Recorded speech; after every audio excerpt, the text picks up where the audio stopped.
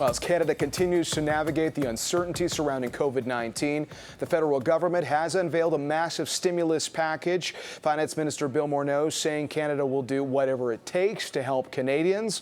The package, including $27 billion essentially in stimulus, roughly $55 billion in deferred taxes. So a big package when it comes to the aid. And the finance minister joining us now with more on the moves that have been made. Thanks very much for joining us. We know it's been a busy time for you.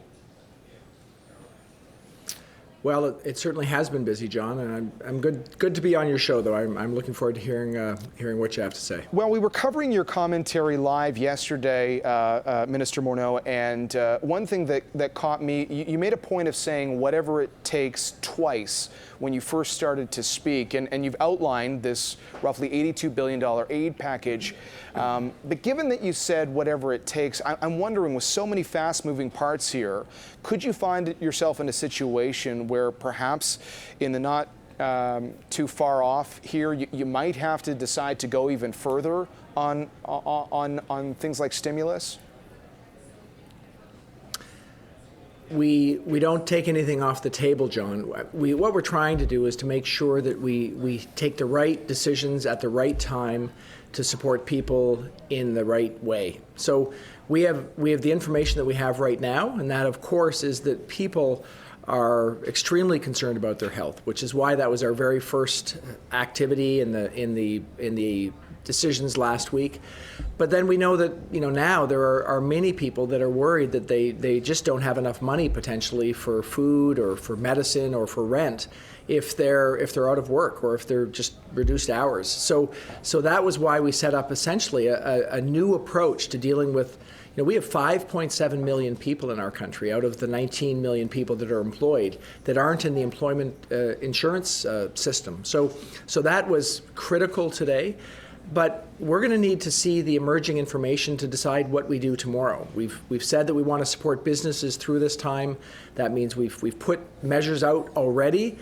We're working hard with the oil and gas sector and with the airline sector because we know that there's immediate issues with cash flow in both those sectors, and there will be other sectors as well as a broad range of businesses in the tourism and retail sector that will be challenged. So we're trying to address all these things at the same time, knowing that as more information emerges, we'll be taking additional measures. We'll be refining what we've done. We'll be thinking about next steps. So that's the only approach we can take in a time of significant uncertainty and and real volatility around in markets and in how people are reacting. Now, since you mentioned the airlines, you talked about the energy sector. Certainly, you saw the headlines from one of the key economic figures in the White House, Larry Kudlow. He made headlines for essentially saying there's a consideration of possibly taking equity stakes in some troubled companies. Is that something that any companies have asked you about, whether you might buy parts of these companies, or is it something you would consider at all? What we're working on is how do we best support large and small businesses through this time. And so you're going to see some businesses in extreme pressure with not that many days of effectively cash to keep their businesses going. We're going to have to listen to those businesses, understand their sense of what their needs are, and we're not going to take anything off the table. That would be inappropriate for us. We're in an unprecedented time, and we need to be considering all potential approaches. But I would not want to go yet to a conclusion that equity versus debt, that the federal government versus the banking sector, that we know exactly how this will play out. What we do know is that we're going to need to work together with the businesses. We're going to need to work together with the banking sector. We're going to need to use the very strong fiscal position, the strong balance sheet of the federal government. All these things are important tools as we face this, and we're going to need to do it together in a coordinated way. So that's going to be from the standpoint of government and business and other sources of liquidity like banks, and that is most certainly our intent. We're going to have to work fast, but we need to think about what we're trying to achieve, which is bridging what we hope is a temporary of uncertain duration, but a temporary dislocation in our economy. Obviously, a lot of people have been watching the stock market and everything unfold of late. And certainly over the last decade, we've seen a lot of Canadians look to the stock market as a place to save for retirement. Now, and you talked about retirees yesterday, and your government did announce some relief, the Registered Retirement Income Fund, some drawdowns yesterday. But just in staying with this whatever it takes mentality, why not go further? Why not abolish all forced withdrawals, at least for a period of time? You know, John, we're not taking anything off the table, but I think what we need to do is try and take the right measure at the right time. So use the information we have in order to get to a conclusion. And for the most part, what we're really trying to do is use existing government mechanisms so we can deliver on things quickly. So things we've tried before, that's why we put in place the Business Credit Availability Program.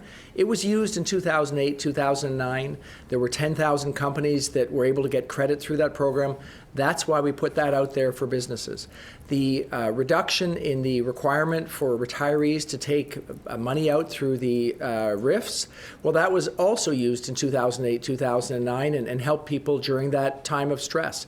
So we are going to things that we have already used, and we're trying to be creative. The problem of people that aren't in the employment insurance system who might not have access to any work or reduced hours, it's very real. People need to have money for groceries. So setting up a new government program on really short timing is challenging. And what we did was we used an existing administration system, the Canada Revenue Agency, to deliver on that so it could happen fast. So we're going to need to be creative. We're going to need to pull the tools out of our toolbox we know about and develop some new ones. So as more information comes in, and it's coming in every day, we will be working towards responding and improving where those responses and improvements are necessary. Well, and given that it's all moving so quickly, I mean, you still have to try to make the best estimates on where things are growing. A growing number of economists who have joined us on BNN Bloomberg, and these are some of the top ones on Bay Street, have said that we are already in a recession. Minister Morneau, would you agree, yes or no, that we are already in a recession? Well, what I would say, John, is it's actually not a question that's worth pondering right now. The real question is what do you do during a time of significant economic stress for so many Canadians? Defining what kind of situation we're in, we'll be able to look back and figure that out. Right now, what do we know for sure? We know for sure that a significant number of Canadians are in a very difficult financial situation. We need to deal with that. A significant number of businesses, large and small, are under extreme stress because their revenue sources have declined precipitously. So we need to deal with that in a way that makes sense. We also need to recognize that we got to deal with the issues, and sometimes there'll be significant needs to deal with the issues.